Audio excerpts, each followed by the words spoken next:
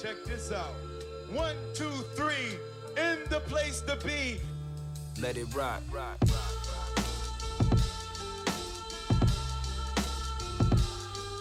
That feeling.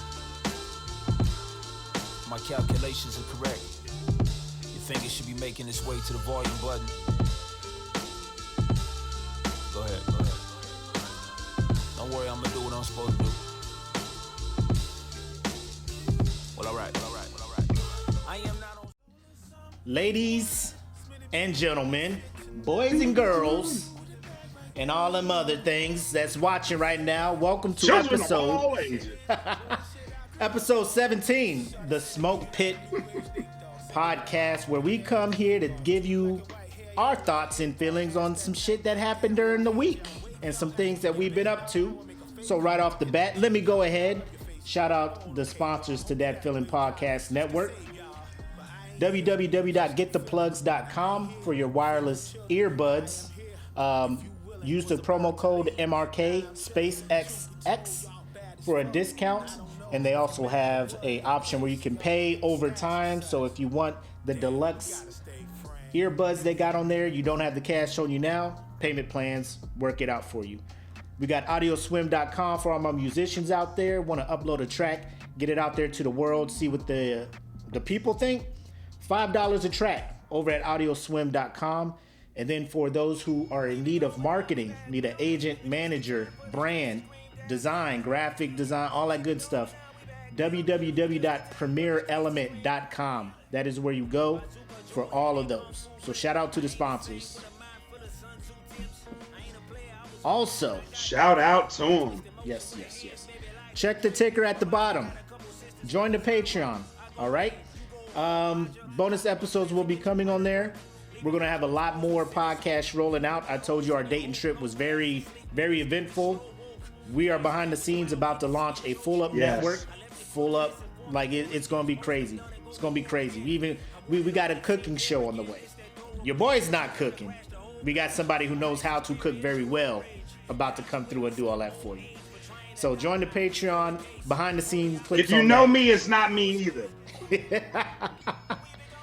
But the Patreon, also, every 3 months we'll do a $100 giveaway to one of the Patreons. So just go ahead, click the link, join up, and a lot of interaction going on in there. So just give it a shot. Let us know what you think. Yep. Give us some feedback. Provide topics for future shows. All that good stuff. Got to be a member of the Patreon to do that, though. So jump in there. All right. So we got that out the way. Hey, actually, what's up? We got some shit. We got some shit that we got for Patreon members to actually vote on. So go in there, and we may have something in there for y'all to actually vote on. Something that you may actually get to influence. So that's what I'm saying, man. Just join up on the Patreon. Be a bigger part of our show, because we want you to be. We want you to be. You guys already are in the group, but we just want Patrons to have a little bit more say in what we put out there, because you guys are actually paying, so we want to give you what you're paying for.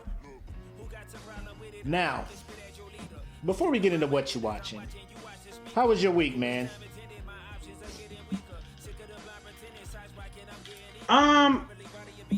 This was actually, it was an eventful week for me. So much so that I'm about to Instacart me while we're on the air.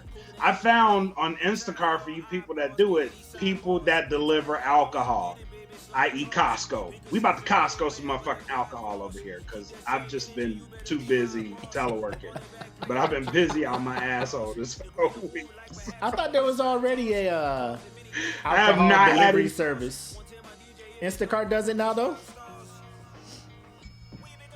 Yeah, Instacart, you can Instacart.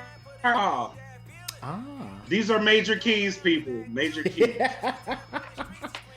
That way you ain't got to make no beer run when you already under the influence. Just hit up Instacart, Postmates, whatever, and they be bringing the drinks to you. This week's been kind of chill for me. Not a whole lot going on. EPR season for us military folks, so that shit's all turned in and everything. So now I'm just chilling. Oh yeah. Yep. However, it's for DOD civilians too. So y'all got them too. Now I am sipping on some Crown, but like last week, I'm being responsible with the water as well. This hint shit, the water with the infused fruit flavor, it's lit. Need to get on this, bro. Delicious. So that's kind of what I'm doing. Yes. Huh. There's a watermelon flavored one, but I didn't want to bring that up here and feed into the stereotype. So I will drink that afterwards and let y'all know how that do it. let y'all know how that go. You know, when you see the thumbs up logo in there, you know it's legit. But we have a special guest here with us today. Someone we have been trying to get on here. She's been having plans. She has a lot of things going on. We have things going on. The plan is finally aligned. Our very own Smoke Pit member, Natalia Martin, is in the building. What it do? What it do? Hey, everybody. Hey. What's going on? Chilling. So thanks Long for joining time us. no see, man. I know. And for those who don't know, all three of us was at Eglin, the 728th that you've been hearing me and Black talk about. She was there too. So we was all on that grind, making things happen. So did let her know. That's crazy. Wow. That's like so long ago. Like, they don't really know. 728. Yeah. That's They don't know. 2002.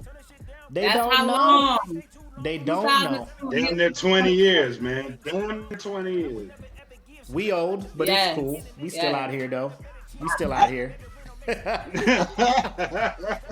We still out here. So Not the only one still look like she did when she was there. You know what I mean? Everybody, the rest of us that got old as fuck. I take it. You know, I take When I was offense at to Eglin, I remember them telling me, don't drink the water. I didn't drink the water. And I guess it worked. that.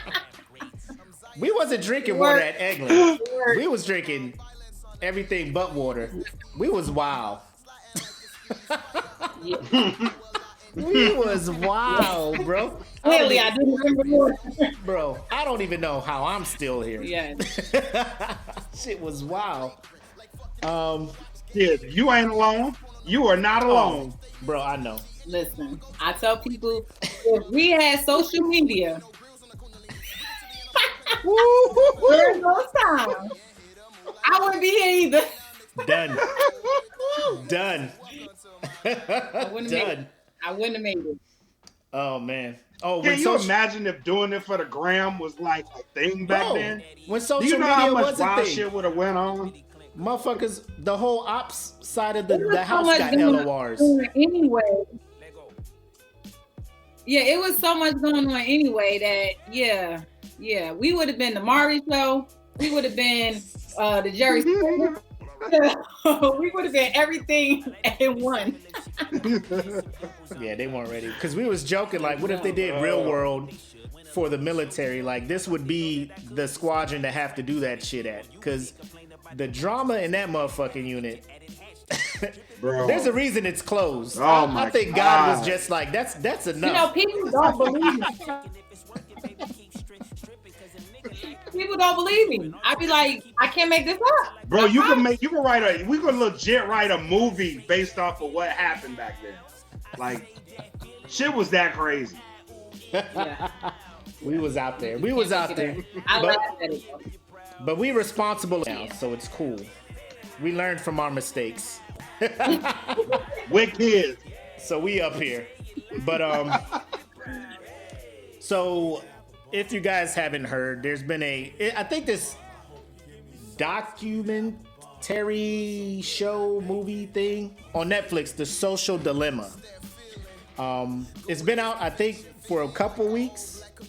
I just really heard about it this week, and then I asked both Black and Nat to check it out so we can talk about it. So today's segment, our first segment, and what you're watching, that is what I want to talk about. Because all three of us utilize social media to try to build a brand, to get our message out, so forth and so on.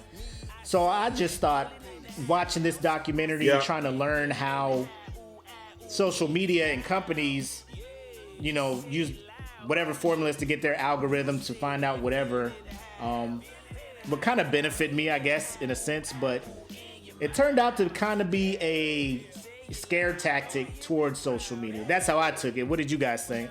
Go ahead, Nat. I'll let you take this one. When I first started watching it, I was like, what's happening? What are we talking about? I was confused, like, where are we going with this? And then I was like, wait a minute. There was some conspiracy theorists going in, and I was like, all right, now you got me paranoid about my phone. I already think it's what I'm listening and watching. Then they had examples of families that was extreme, and it was just kind of like, I actually took the same approach. Like, wait a minute, am I supposed to be scared of social media? Because I'm not.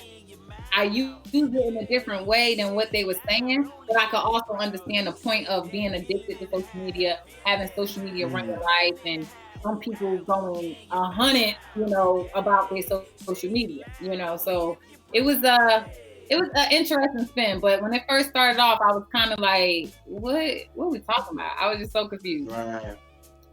What about you, Black? Black, what you think? So I was watching it, and I had the same thing at first. Like, what the hell is actually going on? Because there was people telling their stories, and they're saying like, "Hey, this happened," and what are we using it for? Is it for good? Like the guy that I guess he was behind the documentary was like, I found out so many things wrong with it.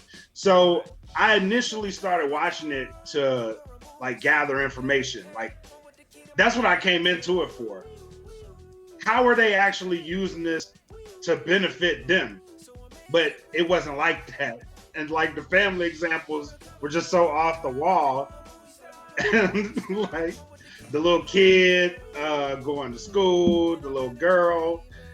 It was just weird. It was weird at a point. But there was sometimes like I put my phone down.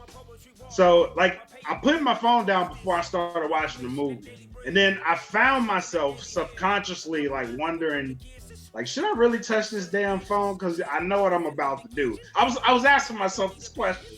Like I'm to see how long it takes me to not touch this phone. Oh, like I'm gonna see. I was like, don't feed into that shit. Don't feed into it. Like, I'm gonna fuck around and miss a text from Khan. She gonna get mad. Like, that's what I was thinking, like watching this. But a lot of it is true. The most paranoid thing I got out of it was when they started talking about the election. I was like, oh.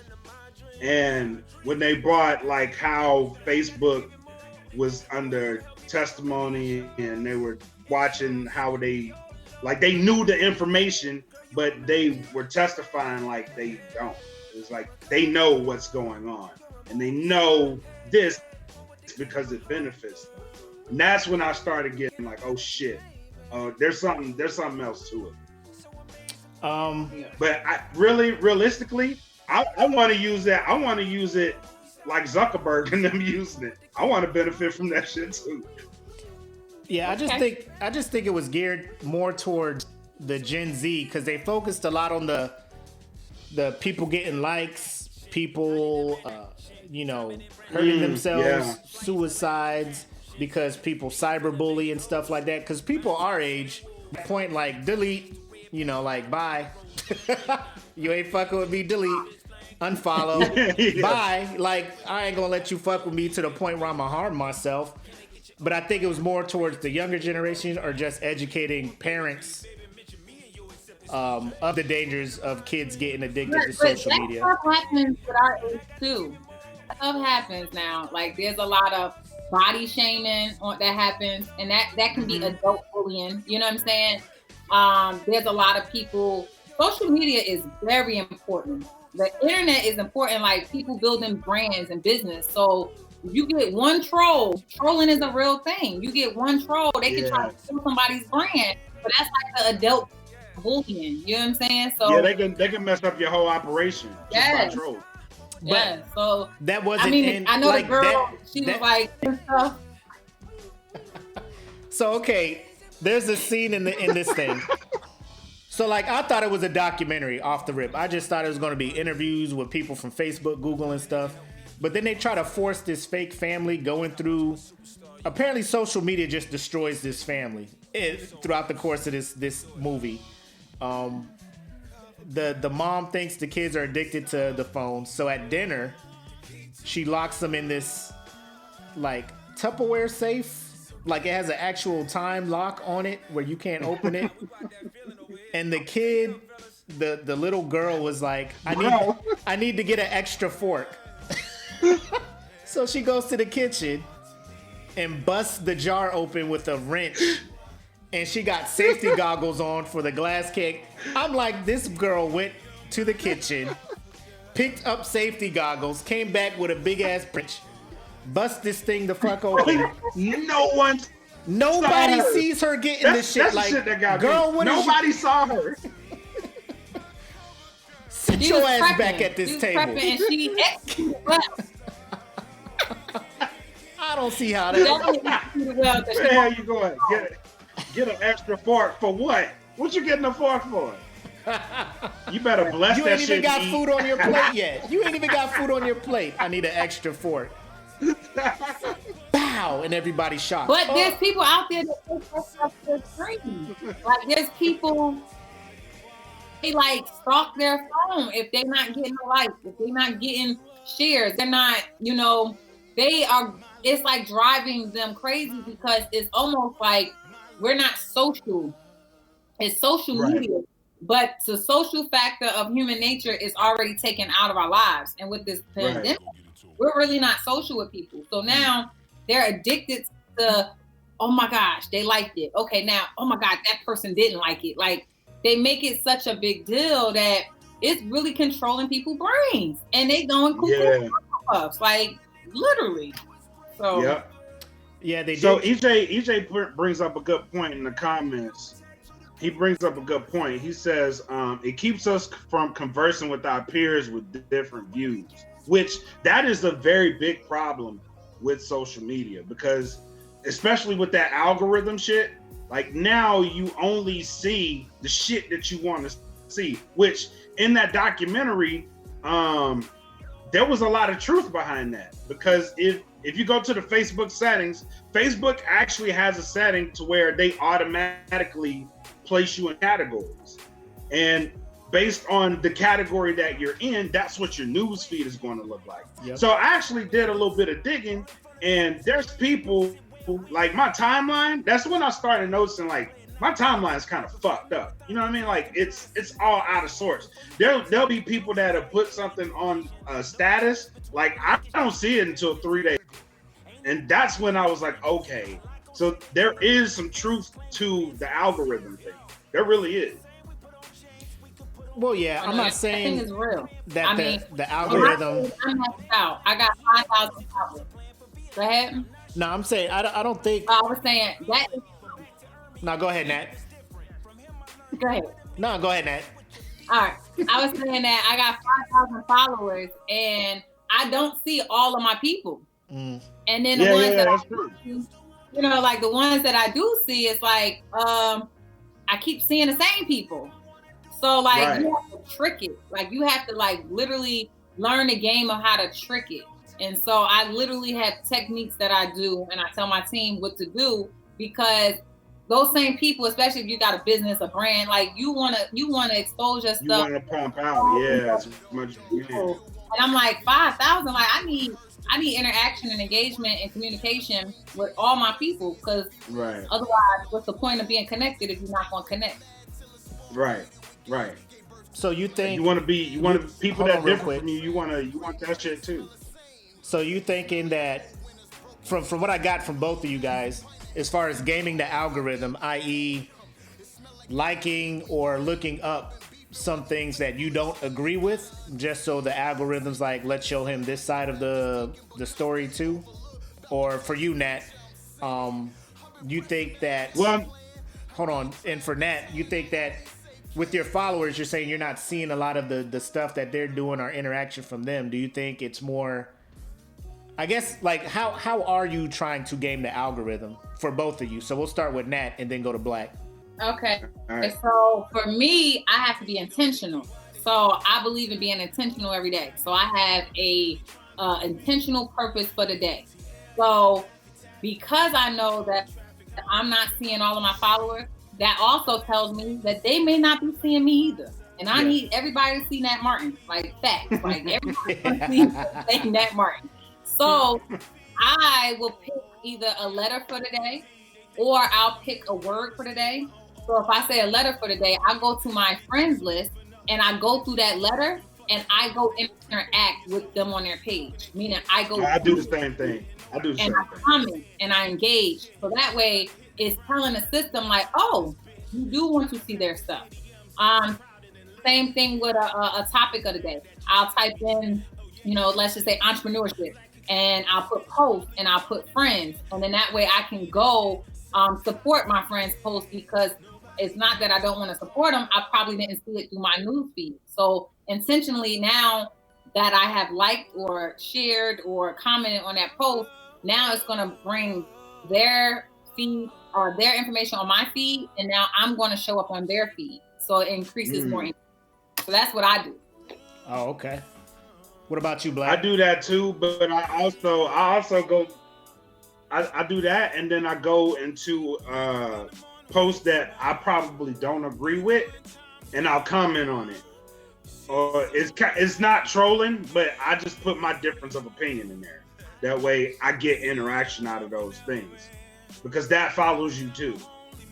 Because that also places everything you do places you in a category. It's pretty much what I got from this documentary. But I was unaware that I was actually doing stuff that counteracts it, but it does place you in the category. So what do you do, Mac? I think this movie just kind of put me on notice, but I'm the type of person where when I start seeing all this, because I don't necessarily click on a whole lot of conservative shit. A lot of my friends are not conservative, so I guess that's the algorithm's way of being like, well, he's friends with all these people. He must be liberal, Democrat. Let's forward this stuff to him. I just click the button and be like, don't show me this again. And they'd be like, why? And I'd be like, it doesn't pertain to me, and then push it. You know what I'm saying? Like, that's where I'm at with it. Not so much trying to figure out how to utilize and cheat it. I just be like, I don't want to see this no more. And then whatever data they get from that. Because I'm sure that documentary made it very clear that every click, everything that you do, some data is recorded and saved and sent somewhere where they're just like, well, he didn't like this ad because it didn't pertain to him. Maybe it was too democratic and not, mildly democratic or something. Let's send this ad to him. So I'm the dude. Right. When you see me on my timeline, I'm hiding shit. Go ahead. That little zombie thing. What was it? What they call it? The voodoo doll or whatever. They was like somewhere. And I was like, wait a minute. It's like all of us standing there. That shit was Hold up, wild. are y'all doing this to me? What the hell is going on? I got scared to touch my phone. I was like, oh, I'm done. It's recording you, and it's like it's taking pieces, and then it was like the game master. The game master was in the background, like, okay, she like dogs, she like seafood, she like, okay, I'm gonna put this in the mix. She's gonna watch this, and it was like, okay, the dude clicked it, and I'm like, oh no, I was like, I'm scared to He starts spinning and shit, like, no. You just gonna wake up in the Matrix. Unplug him. Yeah, I got scared. I turned the phone off. Okay, I got 2 devices on right now. Oh man. Yeah. But I just think if you allow it to get there, like with anything can be seen as a drug if people are just addicted. Like there's a show, My Strange Addiction. I mean, you had a girl eating mattresses, and like her body got some kind of high from eating the shit in the mattress. People eating paint off the wall. I mean, anything in excess can be that. I think digest that. Bro, she was a big woman, man. Like, you got to look that clip up. It looked like her stomach was not not a stranger to digesting things that weren't supposed to be digested. I'll just say that. But Wow. too much of anything just makes you an addict, and I think because social media is just so widely used, like everything is connected to, because you'll try to log on to something, be like, do you want to log on using your Facebook? Be like, no, I want to log on using my email, dog. Like, you don't need to know. No. Facebook don't need to know no. me logging on to this, because then all I'm going to see is ads for this shit now. So, but people will click that on Facebook shit because it's easier. You know, they don't have to put in an email and a password and all that shit. They just click the button and it takes you to where you want to go. Normally, because they already signed into Facebook. You say you do that? I am guilty of that. I'm guilty. Now I can't remember. I'm getting older, man. I can't remember all these passwords, man. I can't do it. I gotta have the one quick sign in. Like, that's it.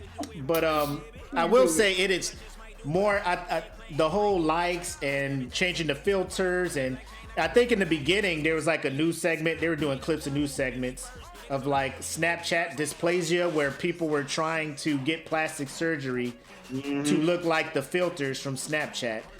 And at that point, maybe it's me as an old dude now. I'm just like, so fuck it. I mean, if somebody want to go and get that dog face plastic surgery on their face, that's their life. I don't know if they think that's going to get them more likes. You're going to be popular for another reason. I mean, they want the if that's freckles for you, I'll roast and the shit out blush of you, cheeks and all that shit. Like, they are That's really... a like issue. That's a what? But you know what? Today's children don't need to worry about, you know what I mean? If I go on the mall, I'm gonna look retarded. Like, we don't, like, that's stuff we used to worry about. Like, I don't want to go outside looking crazy. These kids don't care anymore because, that is part of the wave now. Like, how silly can you look? Oh, it's a trend. Yo, and you know what I mean? Like, look at me. I got dog lips coming out of my mouth. You know what I mean? Like, and then they don't worry about that shit. Vuk posts, like, it's not even social media. Like, everything is just tied. Vuk was like, yo, you ask Alexa a question, and next thing you know, Facebook, Instagram ads pop up, and it's just like, damn, I did ask Alexa about this shit, you know? Yeah. Like, go figure. Yo, dead ass. Uh-huh. I was on Amazon looking for a tent, right? Because we were going camping. Yeah. And as soon as I got out of that and went in Facebook, the first thing I saw was an ad for tents. I was like, nah, this Satan. I'm logging out.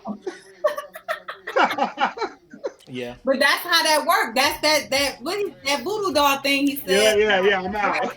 Everything that you like, when you put your phone down, okay, he's sleeping. Oh, he picked the phone back up. He's back on. Like, oh, he's eating. Oh, he likes to do this. And then they shake it up and say, let's send him this.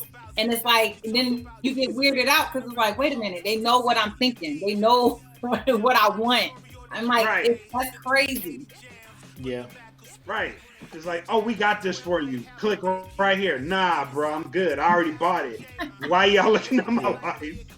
So Eric brings up a good point. He says the likes and heart things, it was focused more on the youth, but the civil unrest, surge towards militias pushing, and they even talked about some of the countries being like mass killings and stuff being caused because of social media and them pushing agendas and stuff.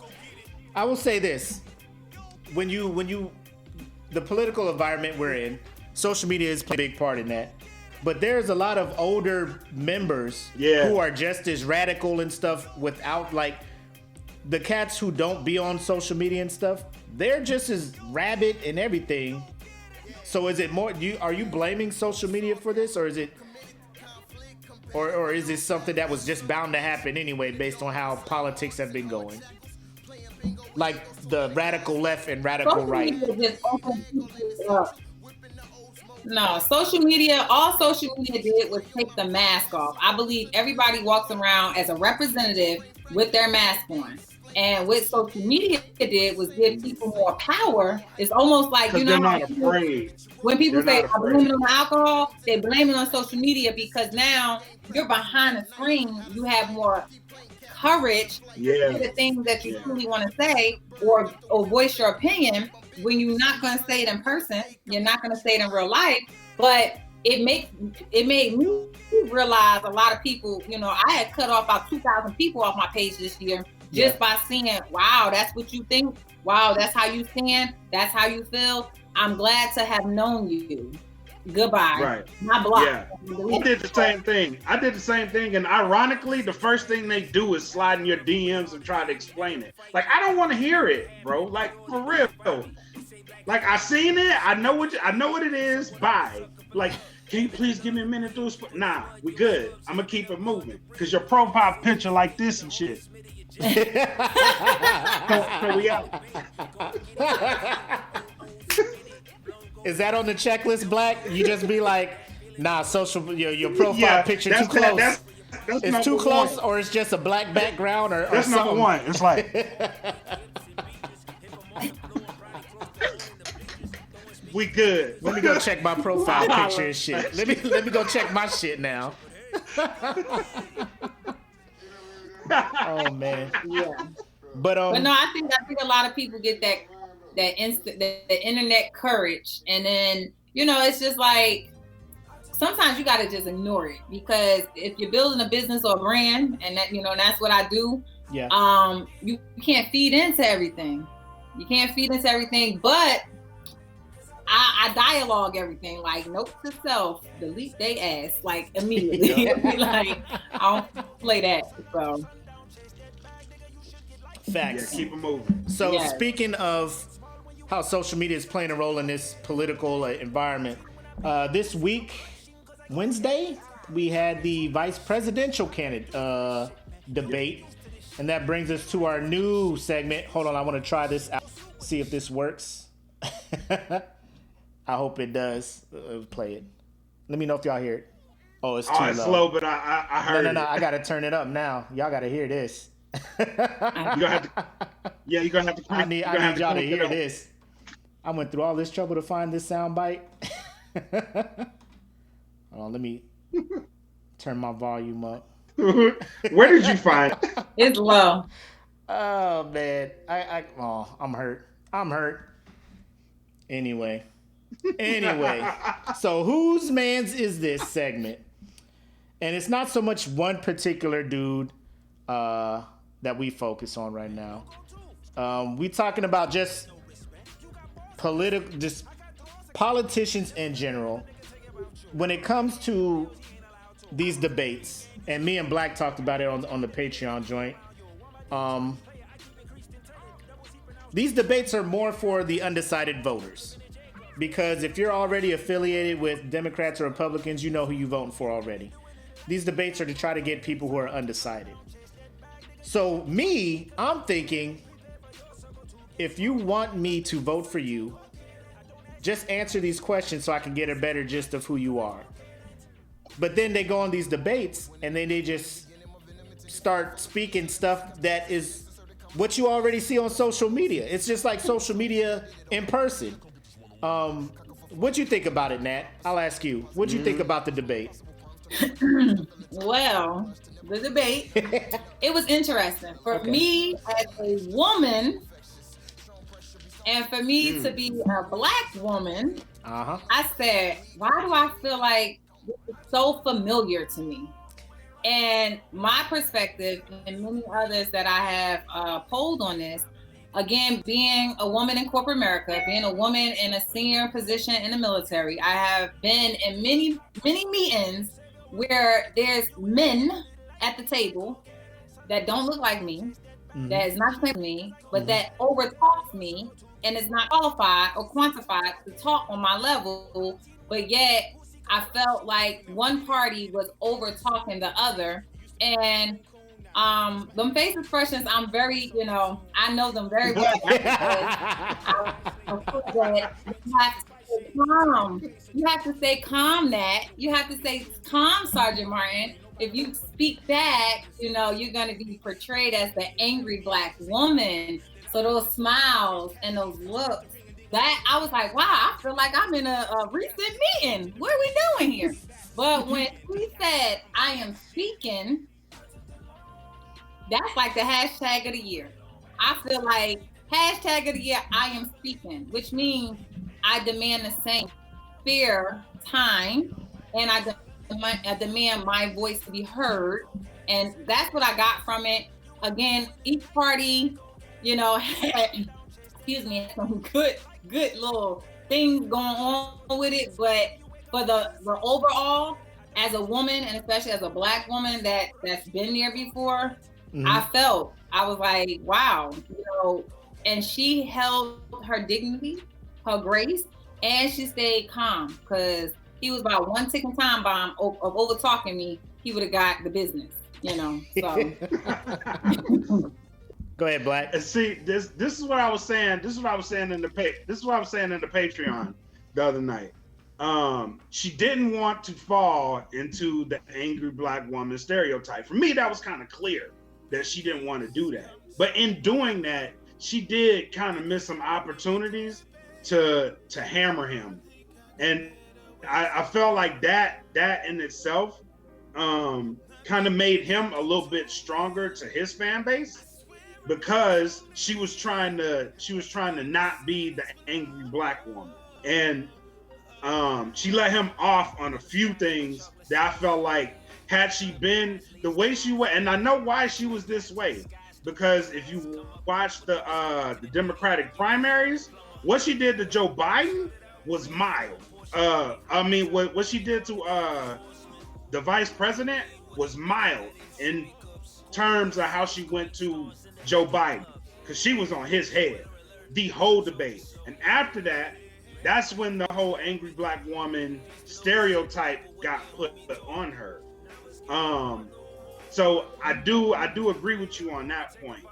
And what I didn't like was how, and I'll say this now, I like how they put her record up against her, right? And I'll say it while we have a crowd. I don't like how they put her record up against her. Yes, her record is bad in California. The reason it's bad is because people say, like, she has the highest incarceration rate among Black people in California history. What that implies to me is, duh, you stupid asses, she was doing her job. She's a fucking prosecutor. Like, what do you expect from her? The incarceration rate should be high if she's doing her job the right way. And she fought against a lot of her convictions. Duh, that's what prosecutors do. So why are we holding that record against her when there's another prosecutor, not of her color, not of her gender, doing the exact same shit? So that's the only thing I didn't like about it. But and then they both were kind of skirting the questions out. But again, this is hold on. Person on the panel. Hold on. Go ahead.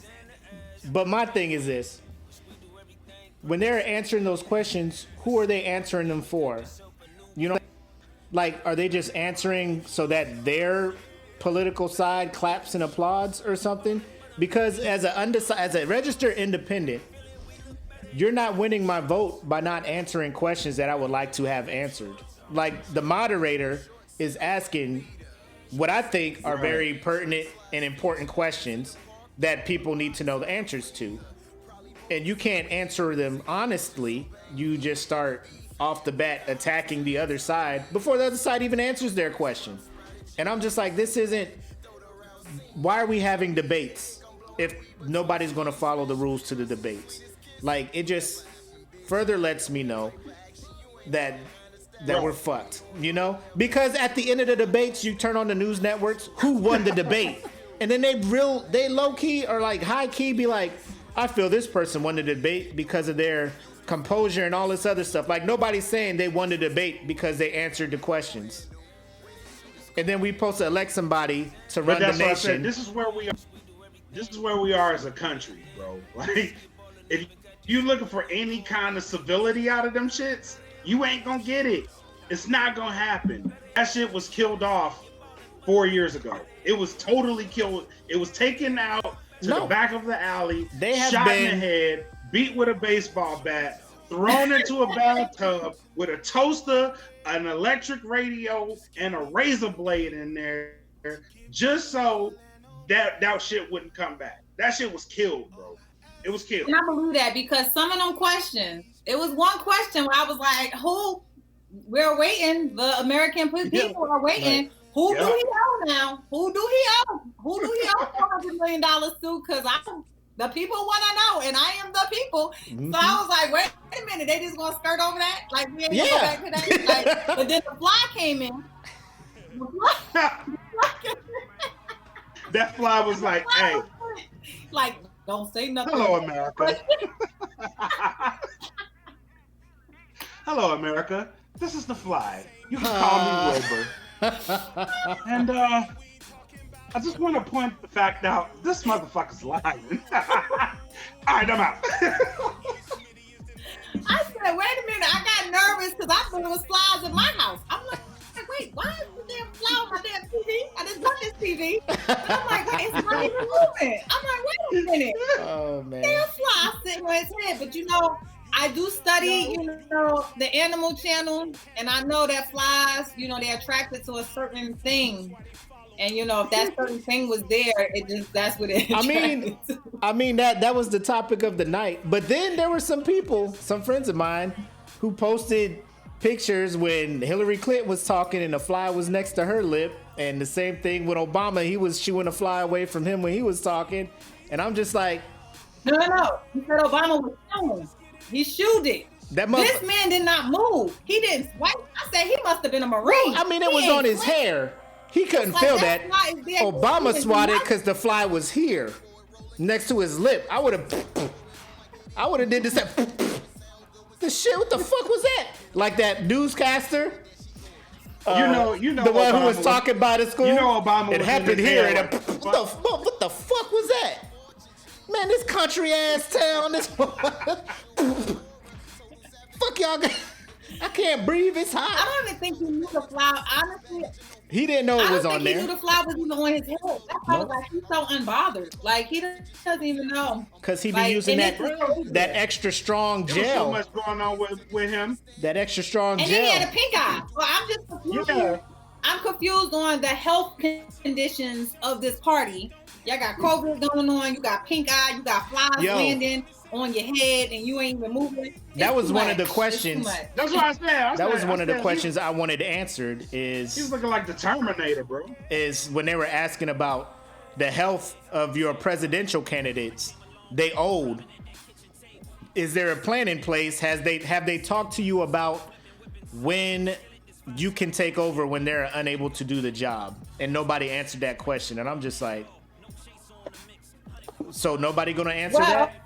In the news today, Congress is passing because, again, that's an important question. Yes. Again, for the American people, because at the end of the day, people are dying from COVID. And if the said president has COVID, that's a possibility because we can't act like it's not. And what is the procedures in place if our commander-in-chief, something happens to him? What happens next? And what Congress is doing right now, a lot of people are coming after her saying like, you're just going after Trump. It's not about that. It's about making sure, one, America is safe, because at the end of the day, we still have enemies, okay? Yeah. So, it ain't good if all of y'all hacking to death. You know what I mean? That ain't good. People in the White House has it now. Right. That is a safety threat, because I know if I had it and I was out here just like, hey, intentionally exposing people, I believe that's against the law. I'm just saying. It was just, I'm like, bro, if y'all just don't answer these questions so I can figure out who got sense and who don't, please, can somebody answer these questions? Because, I mean, as a parent, hold on. As a parent, you know how annoying it is when you just be like, bro, just tell me. And they just want to go around in circles and shit. Or even in the military, when you got troops and you just ask a fucking simple question, and they just start giving you all this shit. Be like, yo, so why was you late? Well, so 3 months ago, my cousin, he got shot and shit, and I'm just like, So why was you late? Like, tell me now. I don't need to know all this extra shit. Why was you late? This other dude came in late and nobody did nothing to him. That's cool. Why was you late? Like, just tell me so we can move on. Like, I'm just saying. Like, I just feel like it kind of rolls into the social dilemma thing. Like, they already know what their fan base want to hear. They already have talking points. They already planned. We're not answering no questions. We ain't going to hold to this 2-minute timeline. We just going to say whatever the fuck we want. The moderator going to lose her shit. She going to try and get loud, and it ain't going to work. How do they find the moderator? Huh? What was that? How does that happen? How the moderators, like, how do they like screen who will become a moderator? Because I don't think none of them has passed moderator school. Period. Like, I'm like, you don't even know how to enforce the rules. Like, thank you. I mean, what is she supposed to do? What is she supposed to do? They don't empower them at all. She's supposed to say, hey, this is the rule. And they need a buzzer. Cut him off. That's what I'm saying. Because that's unfair. If you don't now have a you button go back and play the to mute, like if she's like, that's your 2 minutes, boop, mute. You respond, you go over your time, boop, mute. This person gets to, that's what you're going to have to do. Because if you keep giving them live mics, they just going to keep being like, I feel like I deserve a chance to respond to the thing she talked about 15 minutes ago. Like, bro, we on this whole new shit right now. Sis, we on this whole new topic right now. You talk about Abraham Lincoln right now. What is happening? 1864, 7 years ago. Kamala, I love you, girl, but what is happening now? Answer the questions. And then next thing you know, I feel like she kept trying to run her resume. That's what I'm saying. Did y'all feel like she kept trying to run her resume? Yeah. Because I was Yeah, like, she was. Yep. She was. Yeah. You did some stuff, so did I. Maybe I should be on the stage. You know, like, we done did some stuff. You did your job, I did mine very well. And you know what? What we doing? Nat You Martin would on probably- the ticket, right? you- Everybody write Nat Martin on the ticket. Write my name in. Hey, real talk, you don't want that smoke. You do not want that smoke. You'll fuck around and be like, you turn on CNN or some shit, Natalia Martin is leading in the votes. You're going to be like, oh, fuck, what happened? How do I decline this shit? That's what they want. The people have spoken. You going to get up there with all this shit going on. Let me on the pin there. You going to go up there, all this shit going on in the White House. Hey, man. First of all, I'm going to need a whole cleaning crew to come through and clean out the COVID. Get this stuff up out of here. But to be honest, I done seen some people that have voted. They have been posting, what was it? I think, was it California? Kanye West made the ticket in California. Yeah. Can we stop talking about Kanye West on this ticket? Said Kanye West made the ticket. And I'm like, oh my God. Can we just stop? Can we just stop talking about Kanye West before somebody listen to this podcast and be like, I'm voting for Kanye. I didn't know he was running. Like, if we think Trump is fucking shit up. That was the scary part about it. If you think Joe's gonna fuck shit up. I hope nobody. You know Kanye gonna fuck some shit up. Keeping Up with the Kardashians gonna get renewed for another season in the White House. Bro, the whole world gonna be looking at us like, yo, they don't even care anymore. Jesus. They don't even care. They just elected anybody in that motherfucking position. We like the laughing stock of the world. They don't even, our passports don't mean nothing to nobody no more. They don't want us entering their country. Like, it's crazy. Nope. It's crazy. Nope, not at all. Not at all. But anyway, before we roll into this bracket, before we roll into our bracket, Nat, go ahead and tell everybody what it is you do, because I know you mentioned you had a team and all that other stuff. So just let everybody know where they can find you, what you do, and all that good stuff.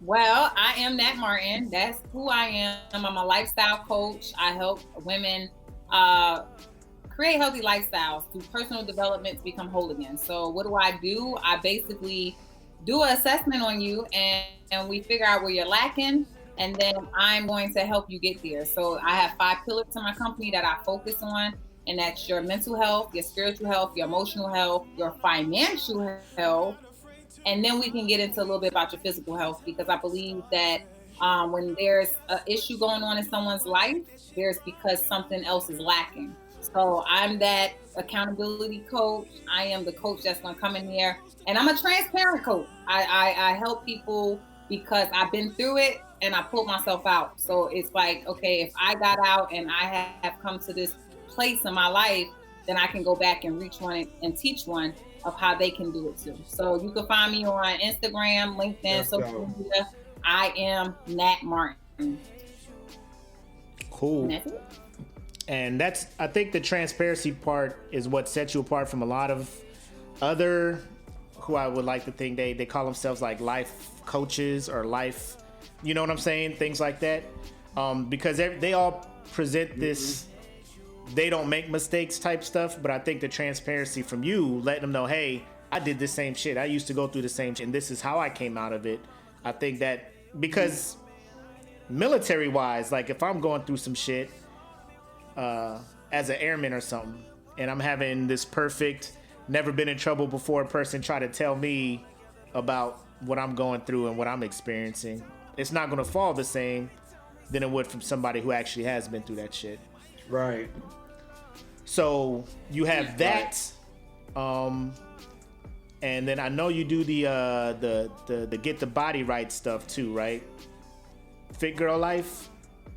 Yes, so I do. I have FGL Fitness, which is Fit Girl Life, and Fit Guy Life. You know, you gotta get everybody right. Yeah. So my other company is FGL Fitness.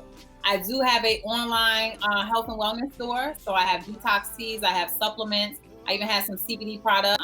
So pretty much it's the same protocol. You contact me, I do an assessment, kind of see what your goals are. Like where's lacking? What are you trying to achieve? And then I can suggest, and again, just a quick story. Like, again, I 2020 has been amazing to me. Like, people don't understand the transparency of it. 1 year ago, I've been in the house for 1 year.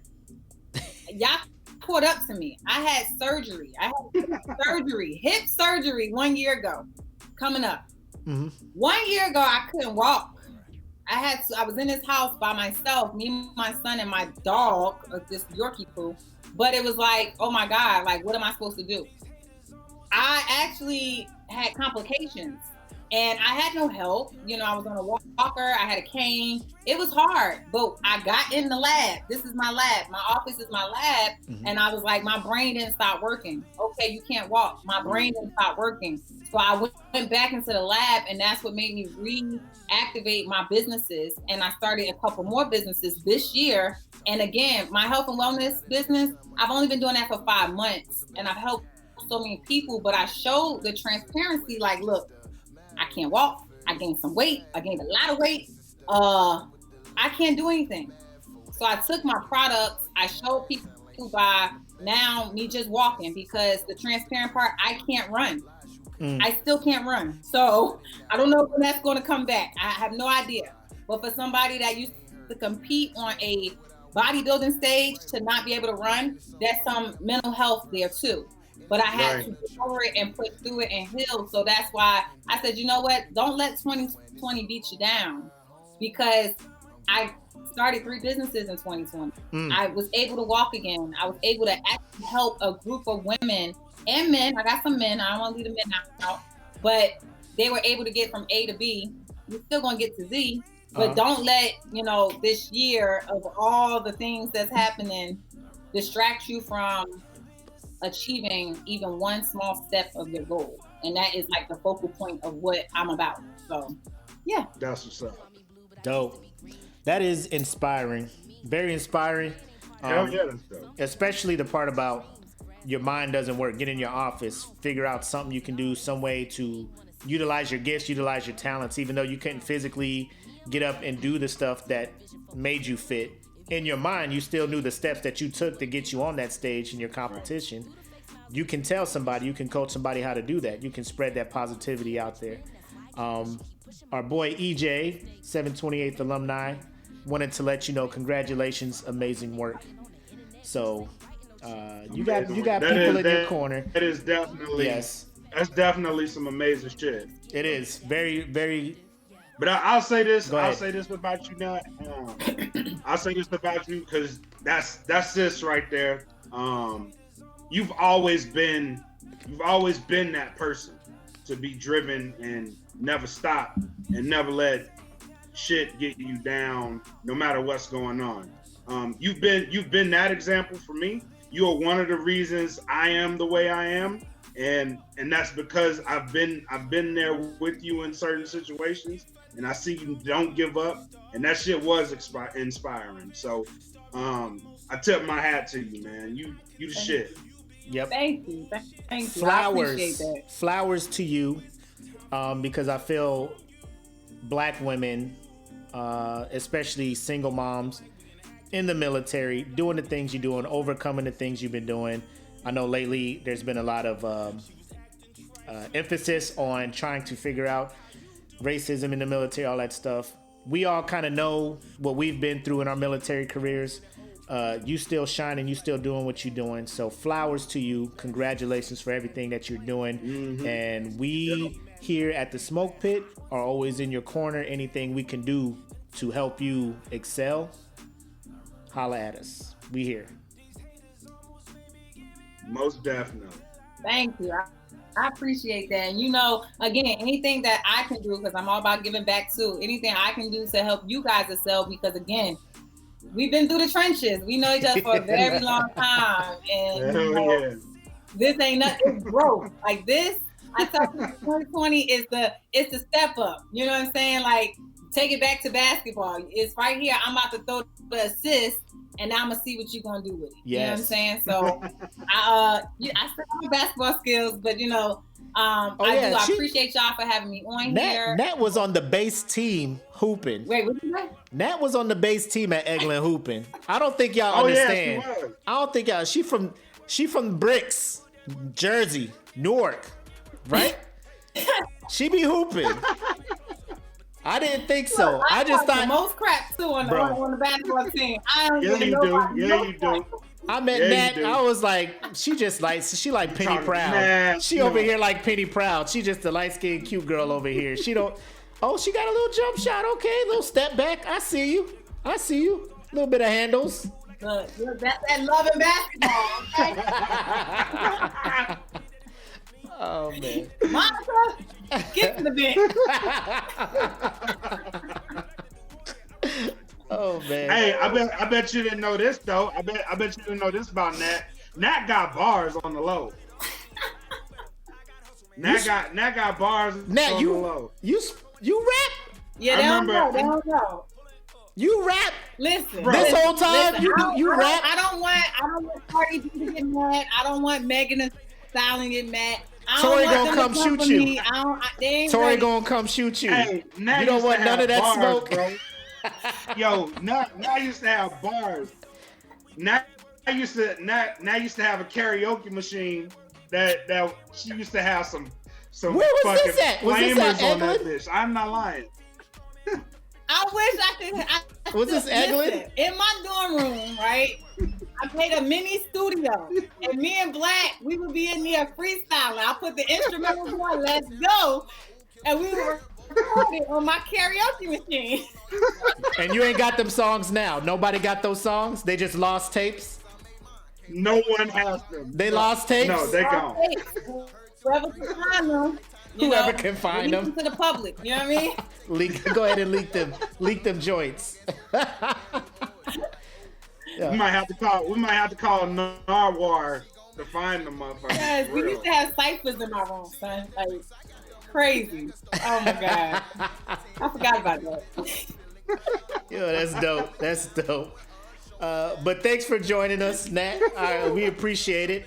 I think it's good to have a female on here just to have a female, a woman's point of view on some of these things, because we think we're open-minded.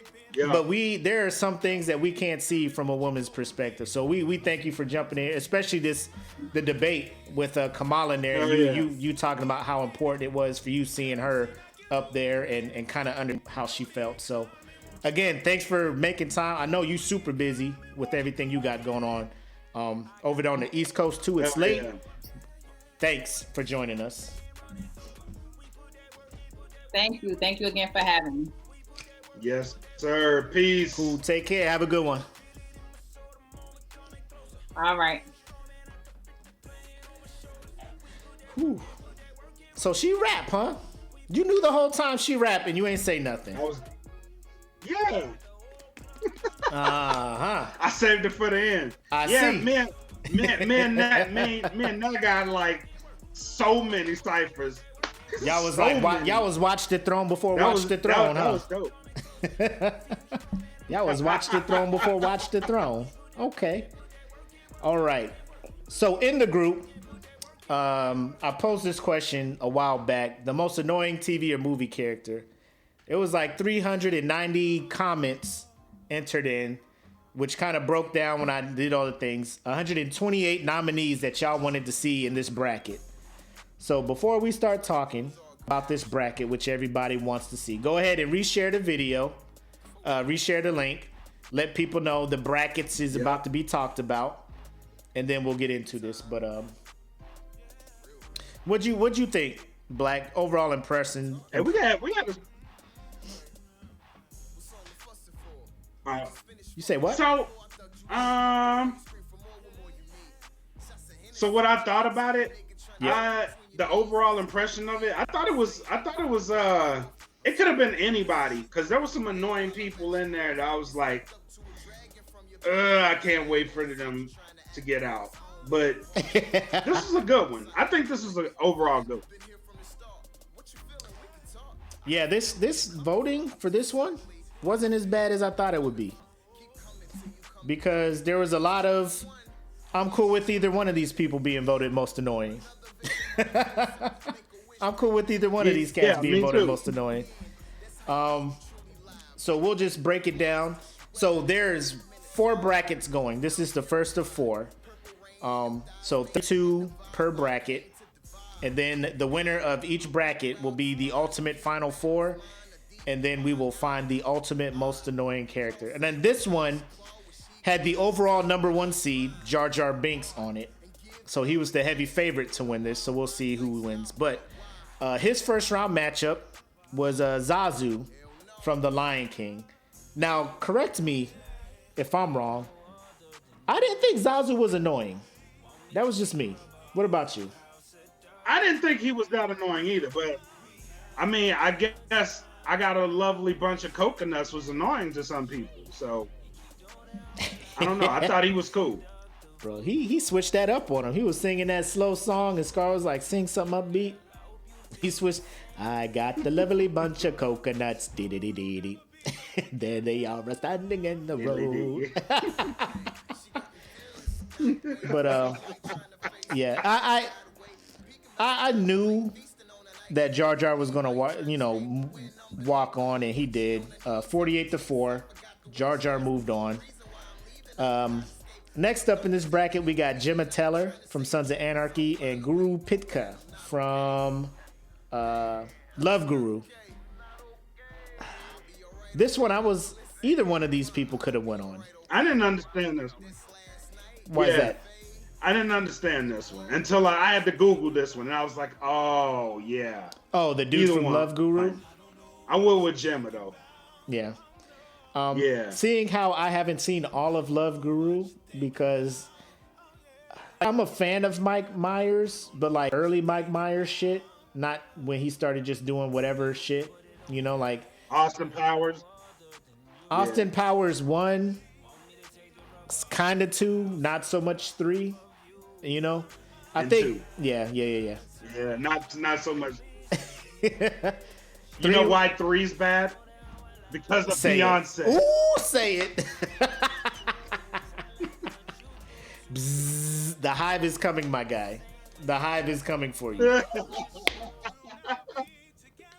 But Gemma Taylor, I voted for Gemma, which was weird because the first few episodes I didn't think she was that bad, but then after I found out what the fuck she did, I was like, she gotta go. Like people are doing off the wall Yeah. shit to keep Yeah. you alive, and you do not deserve to be alive. So Gemma won 22-16. Next up, we got Bran Stark and Piper Chapman. So Bran, obviously from Game of Thrones, the Three-Eye Raven, all that other good stuff, God mode. And then Piper Chapman from Orange is the New Black, who I feel is like hands down one of the most annoying people in television show history. The group decided to move Oh my Bran God. Stark on. And I think that was more of the, bro, you got all these powers, you can see the future, like just fucking tell us what's happening. And he's just like, I can't. You know, he's just sitting in his wheelchair, like with the luscious of furs on him, like things just have to happen. You know, so like he just became annoying because everybody's doing this shit, and he's just like, the Ice King's after me. If he kills me, it's whatevs. Like, bro, like show some emotion. What the fuck's going on here, man? But Piper, she got my vote because Piper was just, fuck, man. Shit. Annoying. That's all I can say. If you haven't seen Orange is the New Black. Piper was annoying. Like every shitty situation that happened, she's like the real shitty one. She's behind them shits in some form or fashion because she fucked up and was being annoying on some level. I'm like, damn it, just can we? I know the show revolves around her, but can we Game of Thrones her, please? Like someone. Yes, I was like, can we get like a scene from Oz and somebody shank her or kill her? Because every time, like you said, every time somebody was in a bad Please. situation or some shit got fucked up, it was because Piper was there and she was fucking the shit up for everybody. Yeah, it was because she was there. She was fucking shit fucked up royally. So the group moved on Bran.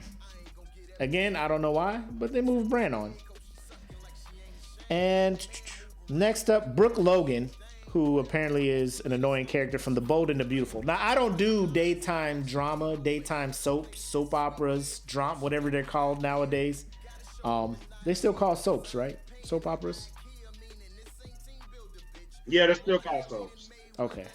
By the way, if you still watching Young and the Restless and the Bold and the Beautiful, I need you to get your life. You old motherfuckers. Y'all need to stop watching that shit. What if they work nights? and it's like they get home and they're just like, There ain't no excuse. there's Netflix, motherfucker. Tune in. Like, watch something else. Yo, Ain't nobody watching that shit no more, man. my Ain't grandma. nobody fucking care about my Victor grandma Newman. be That on it. motherfucker's- He's My supposed to grandma- have been dead 30 years ago. Be on it. She be like, this person was this person's son. Like, she knows the generation of cast that has flown in and through. And I'm just like, Right. I can't be that invested. You're watching till Victor dies. Who's Victor?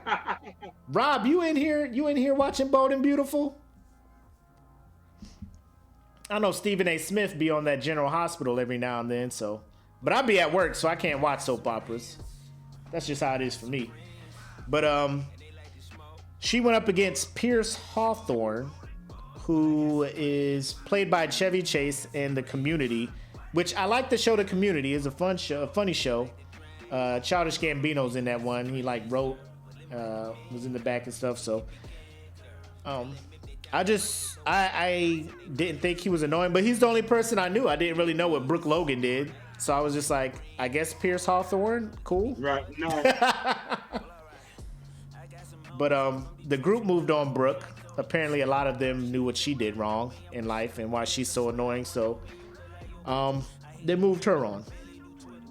Next up was Kimmy Gibbler and Screech Powers. I know both of these characters well. Oh, this is a hard one. Oh, wait a minute. We're not getting into that one. Let's finish this. This was a hard one. Wait. Let's finish this top portion of the bracket. Then we'll get down to that quadrant down there.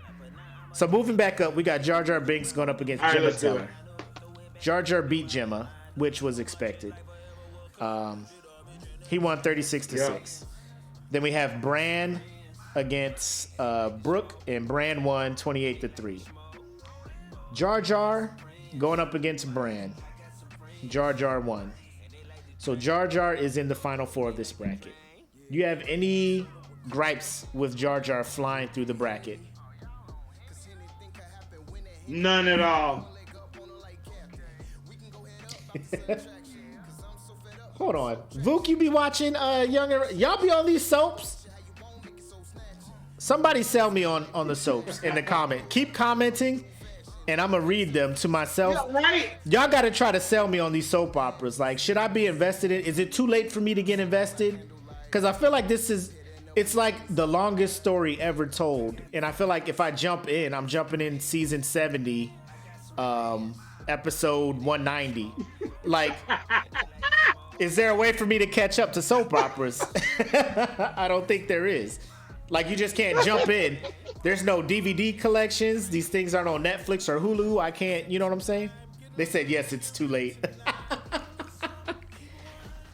This is, how do you have a show? You have to know the backstory. How do you have a show that does not allow for new audience members? You know what I'm saying? Right. Because the people that can tell you like the origins of everything are probably fucking dead now. Do you understand that? Like, this shit is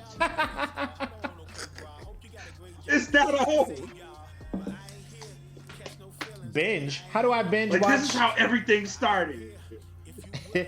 How do you You binge can watch binge soap this? operas? Like, how do I do that? Post the link. I'll give it a shot. I probably won't. But it'll be cool knowing that I could if I wanted to. Exactly. Just It's like don't trying do to torrents. That's too much. That's like- that's way too much data. like One Piece. Like, it's like over 1,000 episodes and people be like, "Oh, you got to watch the new season." Like, am I going to even know what the fuck is going on? Like, I love anime. I look at One Piece and I'm just like, I'm not that dedicated though. Like, I got things to do. I got things to do. I can't. I just can't. Anyway, so yeah, Jar Jar taking that bracket. First matchup of this second bracket or quadrant of the bracket: Kimmy Gibbler and Screech Powers. You said this one was hard. Talk about it. They're both annoying as fuck. And Kimmy Gibbler was recently made more annoying to me because they released Fuller House, and she's equally as annoying in Fuller House as she was. She's like grown and annoying, which is even more annoying because back then she was a teenager and annoying. Right. So it's worse now. So I was like, and my wife loves Fuller House, and I'm like, Kimmy Gibbler is so awful, and she's still in the house. They moved in, and I'm like, this is the worst case scenario. Who wants this chick to move in? Kimmy moved in with them? Yeah, so the premise of Fuller House is what's her face gets married, has kids, but her husband passes away suddenly, and she moves in with into Dad's house. He moves out because he's older now. He's DJ? moving to LA, and then Is Kimmy this DJ who was married? Because I haven't seen it. Yeah. Okay. So, yeah, AJ is married. So she's married. Her husband passes away. She has 2 kids. And no, she has 3 kids. And they move in to her dad's house. He moves to LA with Aunt Becky. She's in the show before she goes to jail in real life. And she goes to jail in real life. so Kimmy and the sisters move in together, and then Kimmy moves in with them, and then that's how the show is. But she's equally as annoying. So you say the Screech has sisters. always been Is annoying. Who are the sisters? It's DJ, Stephanie. Is Michelle? Are the Olsen twins in it? Michelle? Or is it just DJ and Stephanie? No, they're not. They're not. Okay.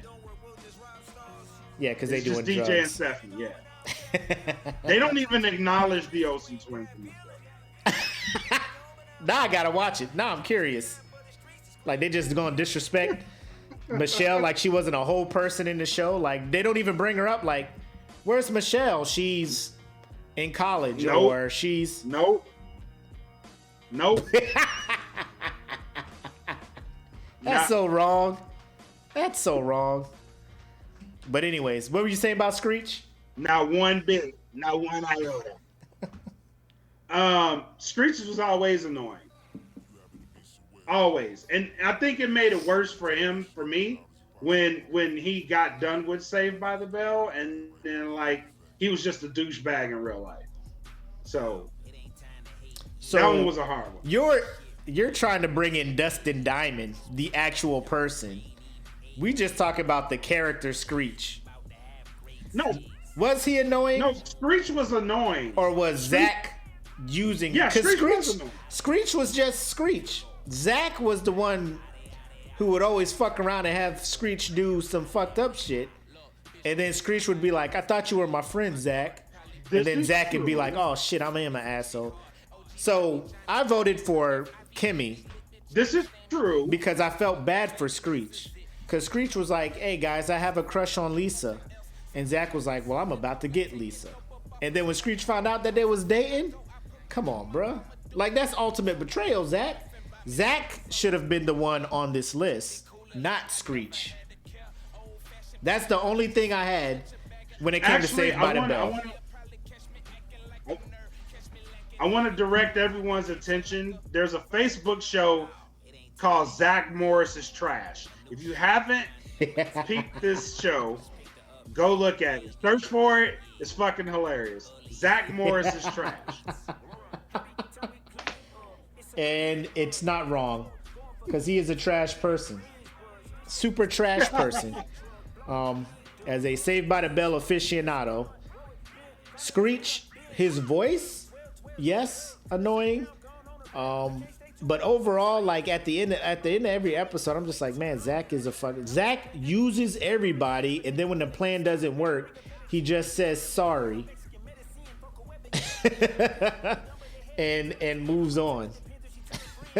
And everybody's like, yeah, This go Bayside, and then they high five at the end and it pauses. Like, my man just used all of you guys. You guys, you're right, and for that I'm sorry. Well, as long as you don't do it again, Preppy.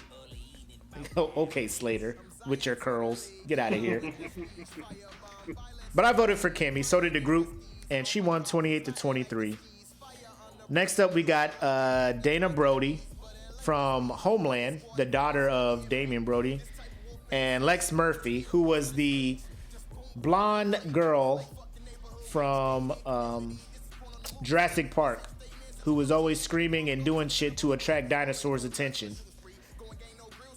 To me, I picked Dana Brody because she was just one of those teenage kids that was just all emo and just, whatever, dad, shut up, mom, this, that, and I'm just like, somebody hit her. Somebody hit her.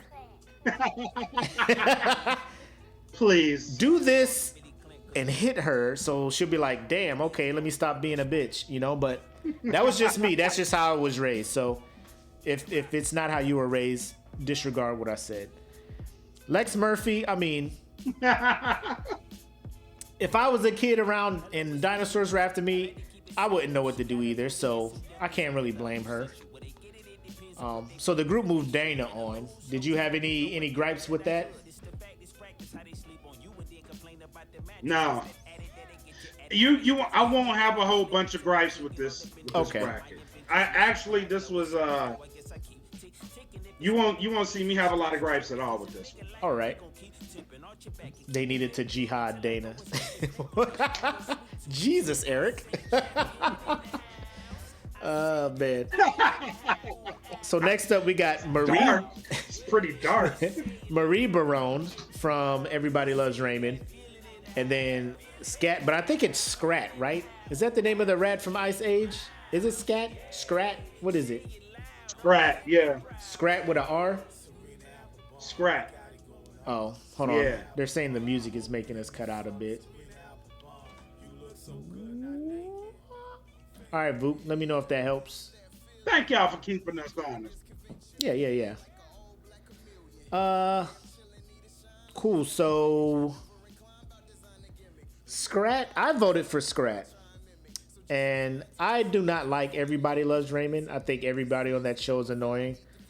But I think Scrat, like in the first Ice Age, yeah, it's a nice little comic relief, all that stuff.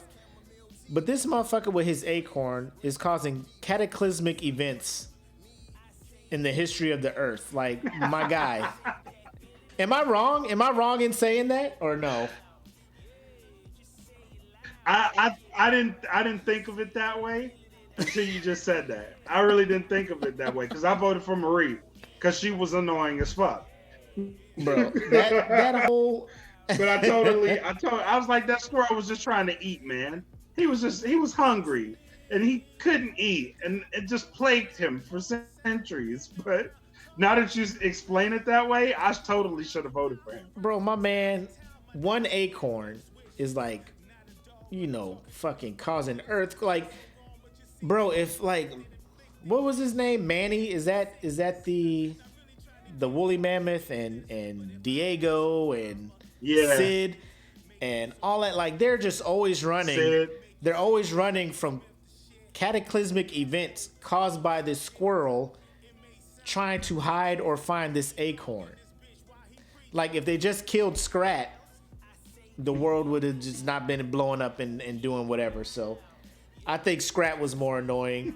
And they kept trying to force feed him. Like, every Ice Age that came out, there's like 7 of them hoes. Yeah, it did. Now that you say that, it does feel like they tried to fucking like just jam him down our throats. Yep. And that, no. Yep. And it came to me when the Running Man challenge was a whole thing, and they were trying to do trailers for the new Ice Age. And they like had Scrat doing the Running Man thing.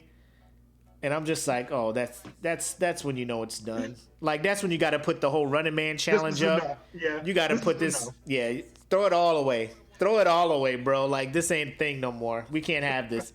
We cannot have it, no. We cannot have it. We will not have it. No.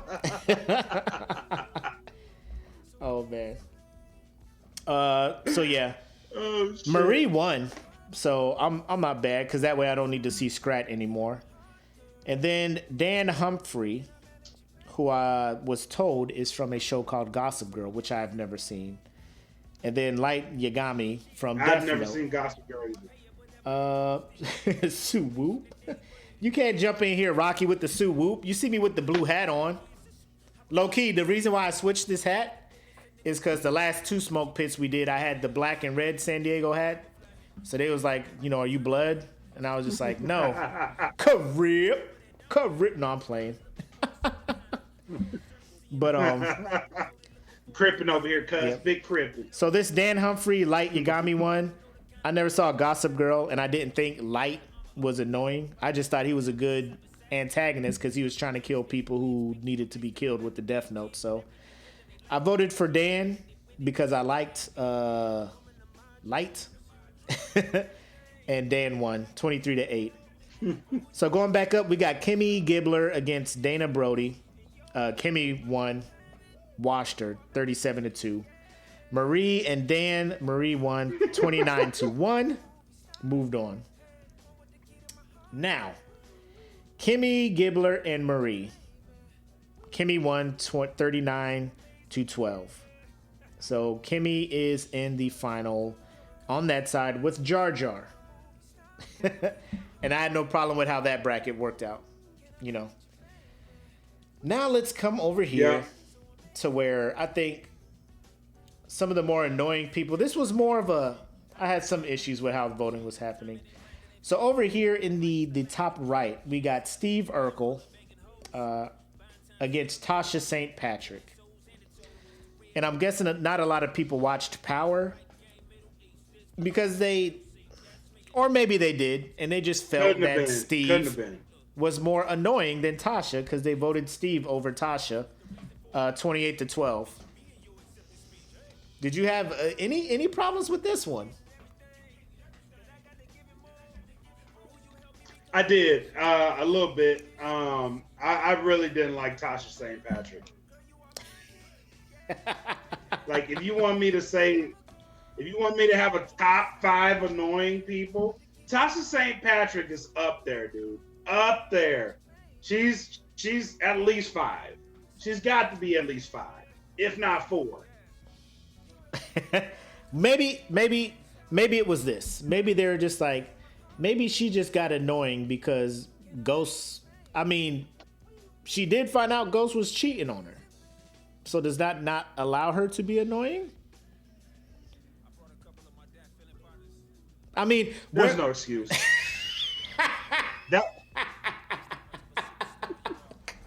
Why did you say it so matter of factly? No excuse at all for that. I will not allow it. I will not allow it. No, I shall not allow that. Oh man. But Steve, oh my gosh. Who is calling me on Messenger? On that messenger. My cousin. My Javon, man. you see I'm busy. Javon, if you are watching this, I'm busy. All right? Comment. Don't call me. I'm live right now. I'm working. But no, I can see Steve, because Steve is, kind of on the same page as Kimmy Gibbler, just busting up in the Winslow's house. First of all, when it comes to the Tanners in Full House and the Winslows of Family Matters, lock your doors so people just can't bust into your house unwanted. All right? That will cut down on all the annoying things. That's just a pro tip from your boy. Lock your doors so people can't get in there. Lock your doors. Please lock your doors. So to keep the Kims and the Kimmies and the Steves out. Next up, we got Dr. Zoidberg from Futurama and Jerry Lundegaard from the movie Fargo. I remember seeing Fargo a while back. I'm not too familiar with the whole premise of it. I do remember liking Futurama for a while. I didn't think Zoidberg was super annoying. He's kind of like the I don't know, like the comic relief of it. I mean, but the whole thing's a comedy. I voted for Zoidberg because I was more familiar with Zoidberg than I was with the guy from Fargo, so that's where I'm at. The group moved Zoidberg on as well. Yeah, I voted Zoidberg too. All right. Now here's where I start getting passionate about some of these entries. Anakin Skywalker from episodes 1, 2, and 3. When he was known as Anakin. I'm not talking about Darth Vader shit where you'd be like, so you think Darth Vader is like, no, he's Darth Vader then. Wait. He's Darth Vader then. Anakin from episodes 1, 2, and 3? I get that. Okay. I get that. Yes. Get that. What I'm going to ask is, are we holding the little kid Anakin as accountable as we're holding the older Anakin? Yes. Yes, 100%. Okay, cool. Because. All right. Carry on. Because you can't tell. Like, I've seen too many movies with amazing child actors. I think The Sixth Sense came out before episode 1. And Haley Joel Osment, Yes. whatever, was amazing in that movie. And Anakin in this one, I'm just like, who is this kid? Why is he so annoying? Like, I don't know if I want to blame the kid or the writing, but it was like when they got back to Naboo, and he was just like, I'm gonna hide in this spaceship, R2. Whoa, R2, I'm flying it. Whoa, what does this button do? Oh, it shoots the guns and I shot all the droids? Whoa, we're going into space. Oh, we're taking down a whole blockade by ourselves. Whoa, this is nothing like pod racing. Whoa, this is... This is Darth Vader? This is Darth Vader. You want me to look at this and see Darth Vader? I cannot. No. and then teenage Anakin was even worse. I'm just like, man, if you just don't calm the fuck down. Obi-Wan, why can't I do this? Why can't I go with you? Why can't I? Anakin, just, there's rules, my guy. Chill. Calm the fuck down. Like, just relax, my guy. Yes. Relax. Then you choked your pregnant wife. Fuck, man. Like, I can't ride with you. I can't ride with you, Anakin. And then you get mad at Obi-Wan. Nah. You got mad at Obi-Wan like he killed her. You force choked her. You betrayed me? Obi-Wan, you killed my wife. Me? Yeah. You talk about me? Right. Bro, what? No. I can't force myself. I can't move the force to move you to use the force. Now what I'm about to start making it all confusing. I didn't force you to use the force to force her to do that. Were you about to defend? Were you about to defend Anakin? Is that what you were about to do? No, I was gonna say what he did to them kids was fucked up. Oh. Never forget. Them little kids was like, hey, I want to go to my mommy now because the force is crazy. Then shut the fuck up. Sliced all their ass. What's happening? What's happening, Jedi Anakin? What's going on, Anakin? Horrible. Horrible. Oh. So the group moved Anakin on because he was going up against Robert Barone from Everybody Loves Raymond. And I feel he's annoying too. Well, I just feel Brad Garrett as an actor is annoying. He's not funny. He just has that deep voice. Raymond, why you Mom always said Raymond. And I'm just like, it's whatever. Get out of here. Mom's always here, Raymond. That was spot on. You ain't do that, Raymond. I don't like how you do that, Raymond. Anyways, I just wasn't a fan of his. But Anakin was just annoying in the first 3 episodes.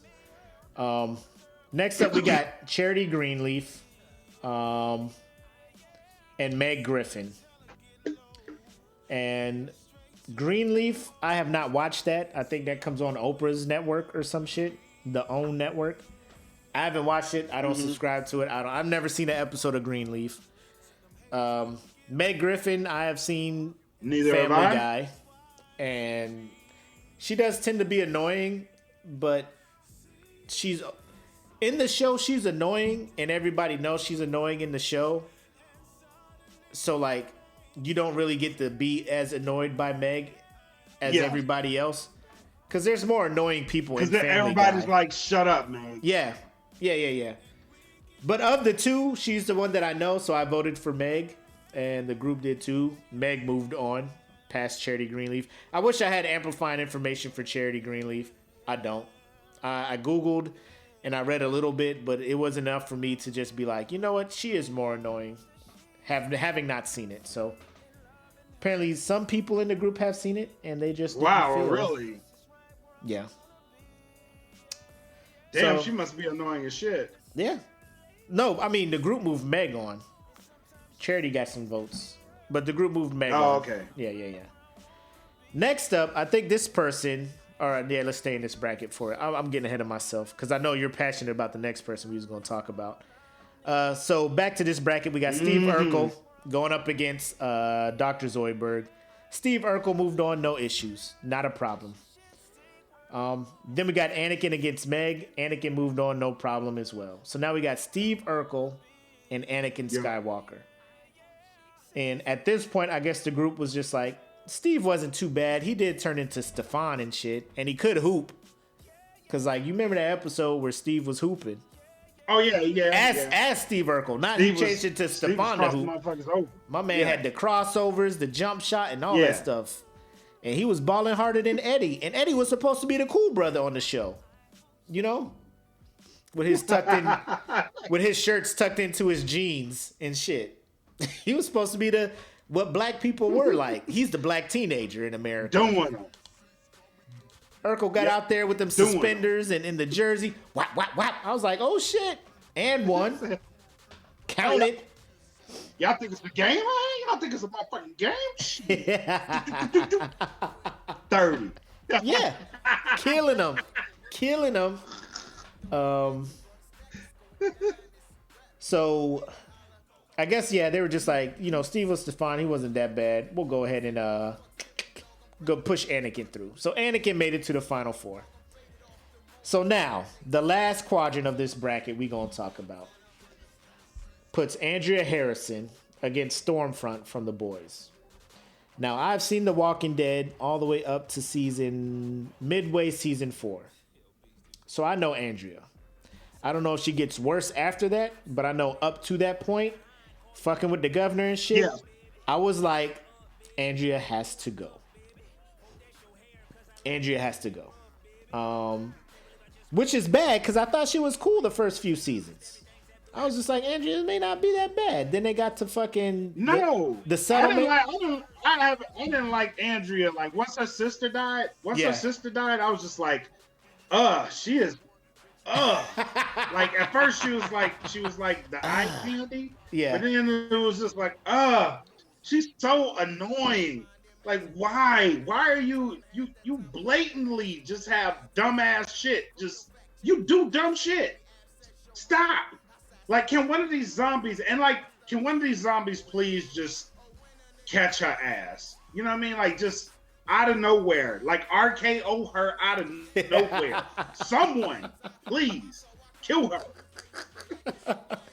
She was just shooting guns and shit, attracting attention. Yeah. Just breaking all the aspect. You just fucking up. Just die. Bro, Eric's like Andrea hooked up with Shane and was always arguing as the devil's advocate. Bro, who did Shane not hook up with? That's true. Shane was smashing fucking... Yeah, Shane was knocking him down. Yeah. The Punisher was punishing the post-apocalyptic pussy.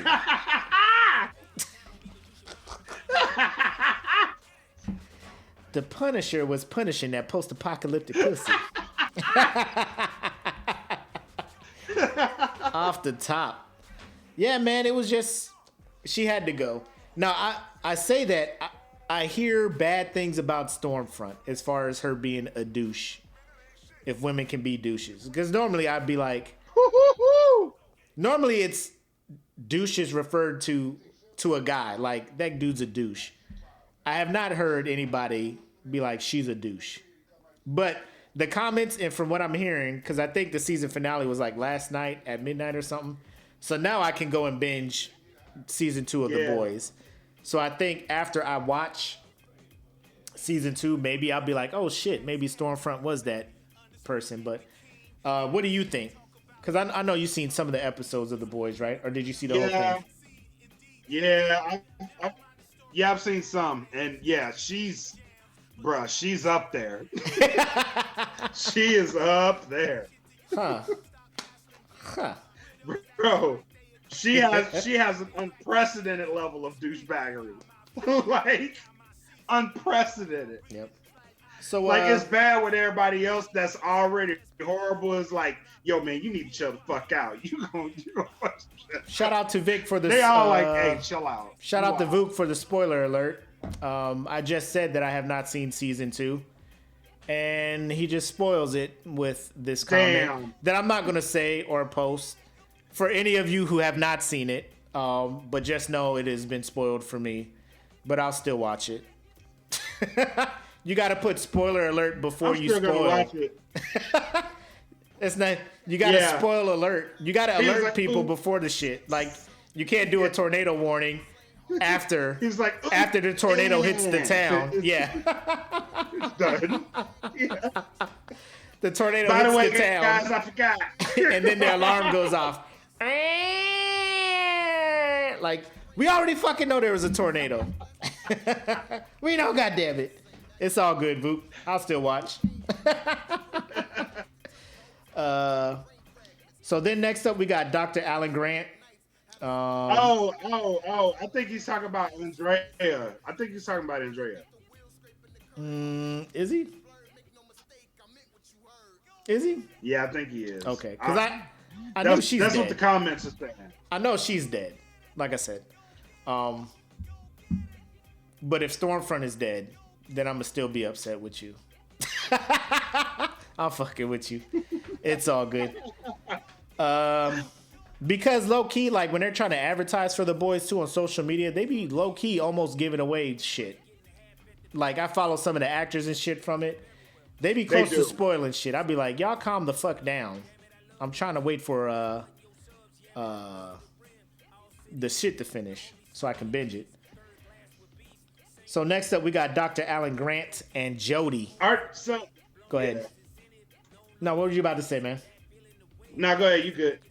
All right. So Dr. Alan good, Grant go ahead. obviously was, I think it was Sam Neill in Jurassic Park, and then Jodie from Baby Boy. And I didn't even try to figure out why Dr. Alan Grant was on here. I just knew, I know why Jodie is on here, and Jodie got my was vote. on there. Jodie moved on, no problem in my mind. Shit. So next up, Andy Bernard from The Office and Robert McDougal from Entrapment. That was Sean Connery's character, who I was supposed to believe was a master thief across the world, stealing priceless things and smashing Catherine Zeta-Jones, which to me, that was annoying to me. Like, quit trying to make me believe that this man is pulling these broads, bro. Like, Hollywood, stop. He's not doing this. He's not doing this. But Andy Bernard got the votes. I don't know. Women liked Sean Connery back then. No, come on, bro. Sean Connery's not pulling that, man. He probably pulled, like, he got to say he did because he put money into the picture or whatnot. I mean, he's cool as James Bond. He was the best James Bond. I would say Daniel Craig's probably a close second because I like Daniel Craig as James Bond. But I mean, it's Eric's like, I heard Sean Connery hooked up with Shane. Shane hooked up with Sean Connery. The other way around. Shane is the one punishing. But yeah. So I mean, young Sean Connery as James Bond, I could see him pulling all them James Bond bonds, the Bond girls, man. Like get in where you fit in. That's what you do for your country, you know? I don't know. I don't know if they find him attractive. What I hear is women like his accent when it comes to Sean Connery. I don't think it's the visuals. That's any British man. But he's Scottish. He'll let you know. I'm a Scotch. I know, but he sounds British. I'm a Scotch. I don't that know. accent, I just I'm felt a bad Scotch. because, like, Entrapment, that laser scene with Catherine Zeta-Jones when she was doing all that maneuvering around the lasers and stuff, I was like, oh my gosh, she is so beautiful. And then I look at him the next scene and I'm just like, there's no way I can believe that she is going to get with you. I can't. I just can't. You know, I felt the same way when I was watching Grown Ups. That's how I With felt Selma Hayek? watching Grown Ups. Selma I was Hayek like, and Adam Sandler. Yeah, Adam Sandler is not fucking pulling that as a normal guy. There's no way any normal executive is pulling this shit. Even in I'm sorry. Click, where he was with Kate Beckinsale, and I'm just like, my guy, why are all these people married to you in these movies? Like, what are you paying them? This ain't right. Like, I can't, it makes it unbelievable for me. Right? Like, I watch it and I'm just like, this is fiction. Not the fact that he can pause and rewind time with the remote. That's not the part that's fiction to me. The part that's fiction is, why is your wife her? You married to this motherfucker. Yeah, you went in Bed Bath Beyond and there was a magical remote. This isn't real. Like, I'm watching the movie like, huh, that remote rewinds and fast forwards real time? And then I saw his wife and I was just like, oh, hell no. People? I saw his wife, I was just like, hell no, this is fake as fuck right now, bruh. This is fake as shit. Adam Sandler got a bad wife? What? Fake. Fake. Fake. Oh, man. What did EJ say? Look, man, Sean Penn got Charlize Theron, bruh. And he looks like a beat-up leather bag with wrinkles. Are they married? Is Sean Penn and Charlize Theron married? Are they just... They were dating, married. or- I know they were. Oh. Bruh. They can't be no more. I don't know, like... Charlize fell out, like, I don't know. I don't want to sit here and try and rank who I think the most attractive actresses are. But Charlize was up there, but she ain't up there no more.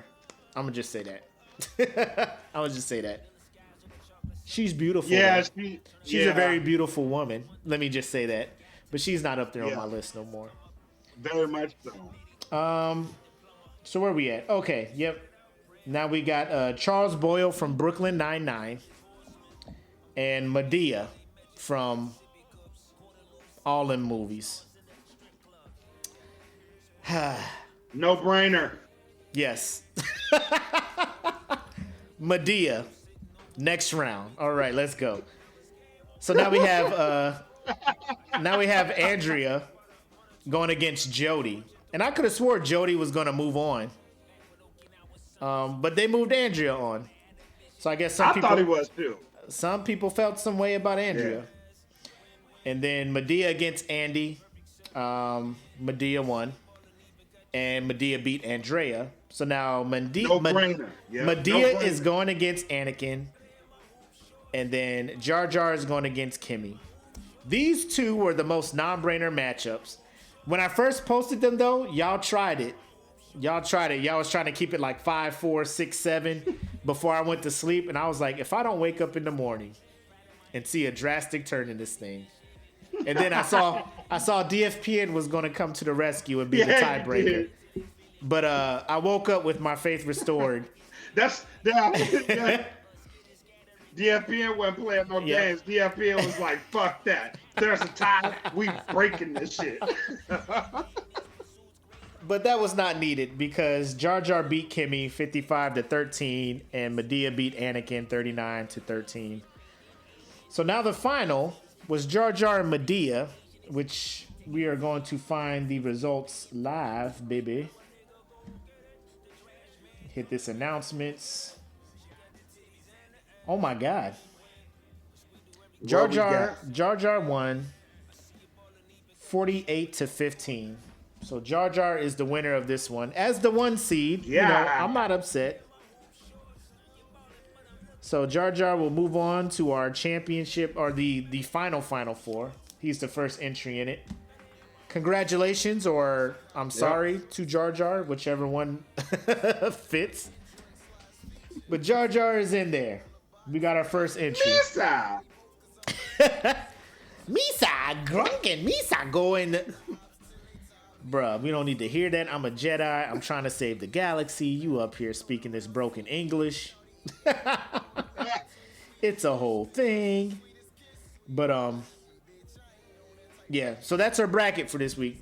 I will put out bracket number 2 Sunday so we can get the voting done, so we can break it down on Friday and get our second entry in the most upset or most annoying TV and movie characters. So that's all I got, bro. How you feeling? How you feeling about the choice so far? How you feeling about just how you feeling before we wrap it up? Let's get some final thoughts stuff going in here.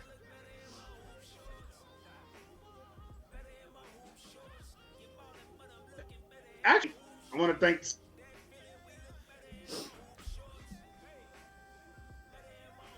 You freeze up or did I freeze as we get in here, and we're starting to build a steady audience.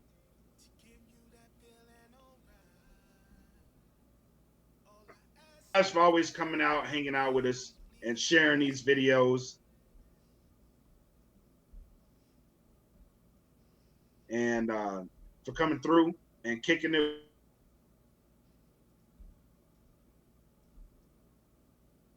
with us.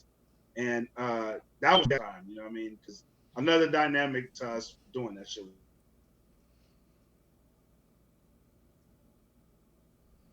was awesome. So shout out to everybody. Uh-oh. You see what's happening? Oh. What happened? I don't know what happened. What happened? We just started blacking the screens, No, just what started happened? blacking out and all this other stuff. I'm like, what's going on here? What's going on here? I think we're good now. Uh-oh. Are we good? Hey, yo, in the comments, let us know if if the broadcast is all fucked up. Like if it was just blacking in and out and stuff. Because I think it's like doing all this weird buffering shit and all that. For you or for me? Because I think I'm Gucci right now. On my screen is what I'm saying. As long as the people are hearing you just fine, I'm good. Oh. I'm good. I'm gravy. I'm good. All right, so live update right now on the Laker game. The Lakers are behind, and the score is 44-36. Oh, we only down by 8, baby. Come on, man. Ain't nobody worried about that. Ain't nobody worried about that, bro. We got this. Number 17 on the way. Championship. We going to the chip. We in there.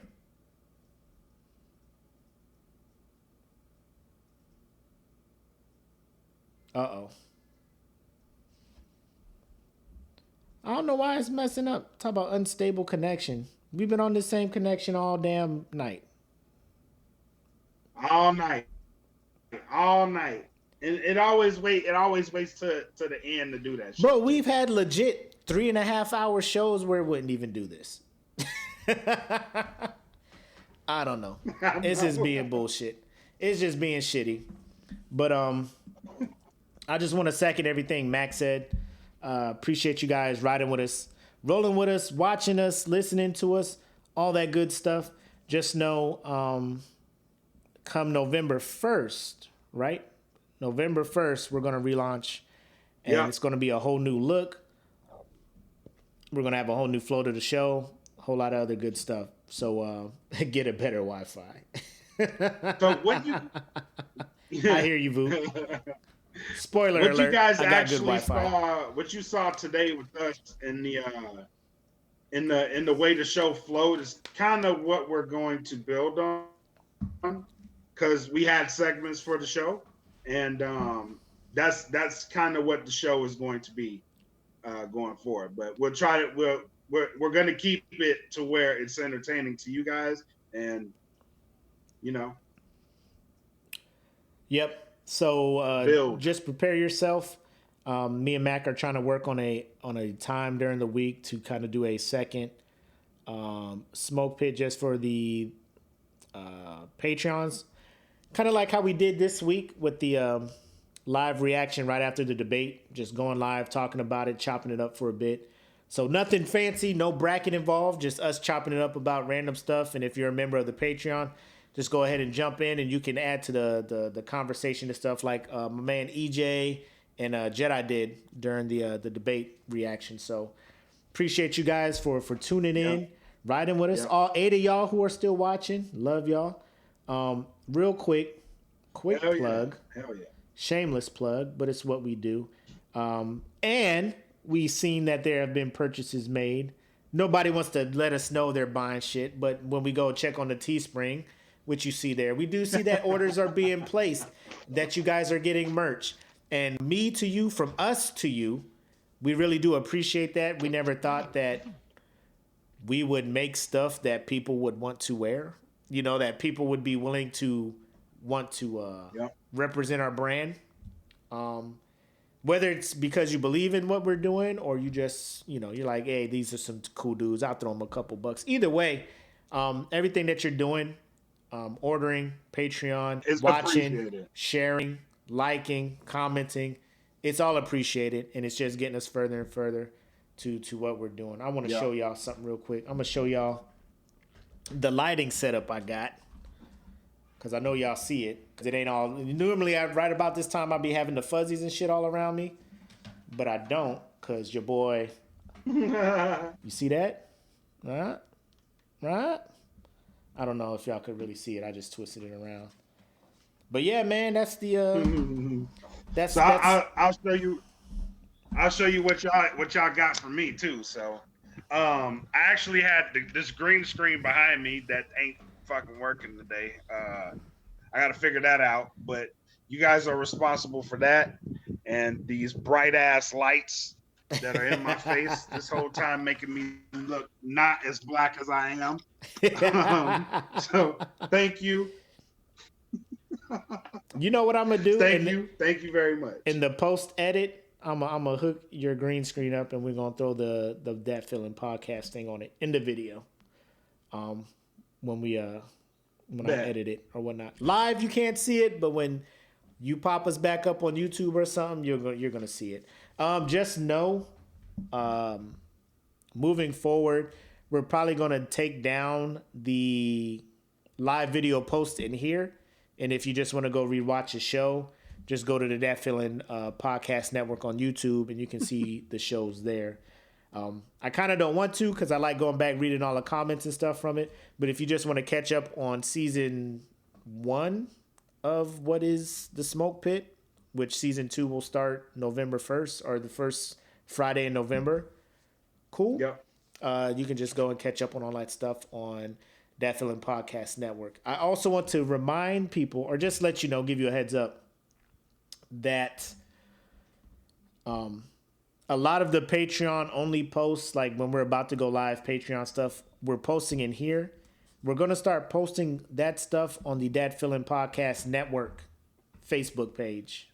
So make sure if you're not already following That Feeling Podcast Network on Facebook, because it is the That Feeling Network Patreon. So it's only right that everything going on that Patreon is going to be on run through there. Yes.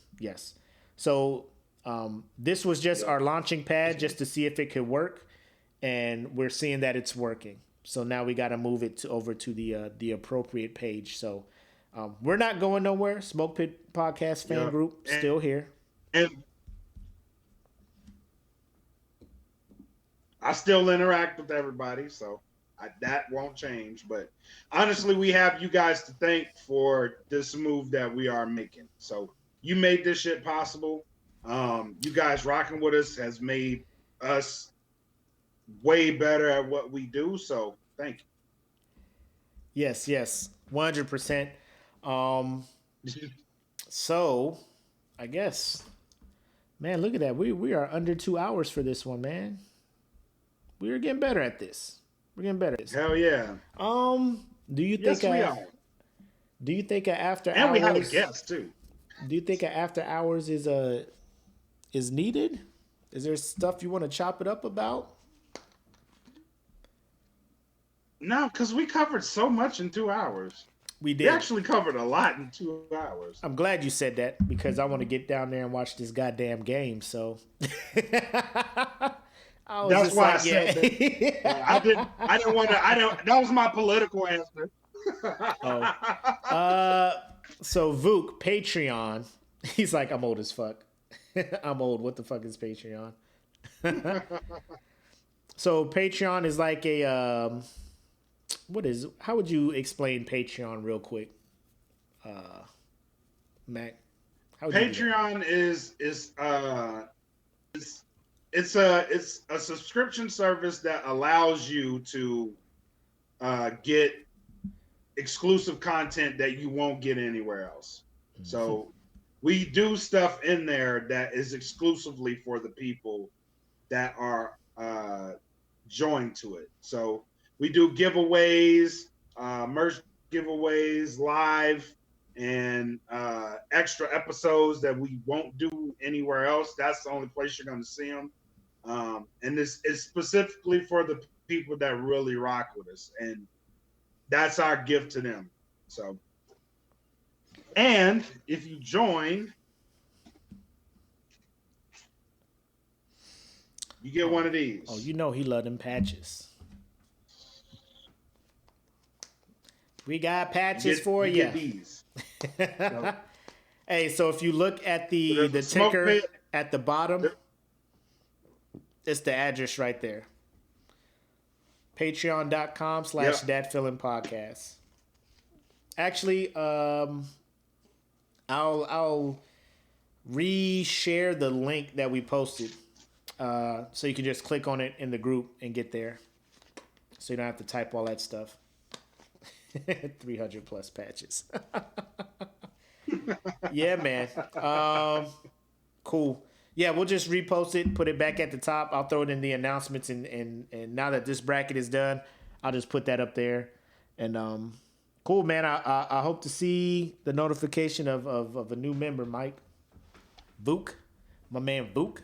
It feels weird calling you Mike. Yeah. I've been calling you Vuk for like a decade now. For real. So we'll post that link up there so you don't got to get your glasses and stuff, Vuk. And then you can just click on that. But to all you who tuned in to watch us do our thing, our weekly thing this Friday, thank you so much. I want to say another shout out to Nat, Natalia Martin, for joining us, giving her perspective on stuff. He's like, don't call me Mike. I won't. I'm sorry, Vuk. My bad. I was just reading names off of here. I should have known better. But yeah, so that'll wrap up this week. I am your homie Mac, aka your boy. This is your boy Brett Like a King. Made us Kelvin K. Lee. Y'all have a good night. Peace. About to be on my way, but who all over there? Who all over there? Who all over there? Is it any hoes yet? Who all over there? Who all over there? Who all over there? Cause I ain't seen no post about it. Who all over there? Who all over there? Who all over there? What's the drink situation? Who all over there? You know I don't mess with everybody. Who all over there? Wanted to be a huckster boy like a kid on the block. Denise fine ass had